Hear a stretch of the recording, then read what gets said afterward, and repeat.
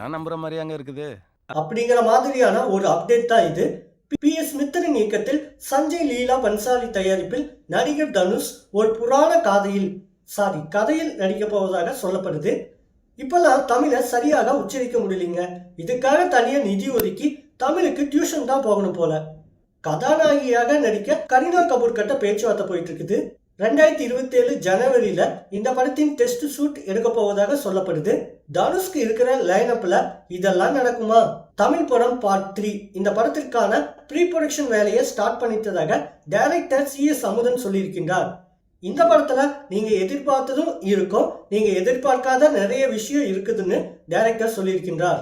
நம்ம திடீர் நடிகர் LCU லோகேஷ் கனகராஜ் டைரக்ட் பண்ண படங்கள், KGF, புஷ்பா போன்ற படங்கள் மற்றும் நம் தமிழ்நாட்டில் நடக்கக்கூடிய அரசியல் சம்பவங்கள் இதெல்லாமே இந்த தமிழ் படம் பார்ட் 3ல இருக்குமா என்கின்ற ஒரு எதிர்பார்ப்பும் உருவாகி இருக்கின்றது. மணிகண்டன் நடிக்கும் மக்கள் காவலன் திரைப்படம், இந்த படத்தினை பற்றி நம்ம ஒரு மாசத்துக்கு முன்னாடியே சொல்லியாச்சு. இப்ப அந்த படத்திற்கான டைட்டில் போஸ்டரை ரிலீஸ் பண்ணியிருக்கிறாங்க. ஒரு ஜாலியான மணிகண்டனை இந்த படத்துல ஒரு இறுக்கமான போலீஸ் ஆபீசர் கதாபாத்திரத்தில் நாம பார்க்க போறோமோ அப்படின்னு தோணுதுங்க.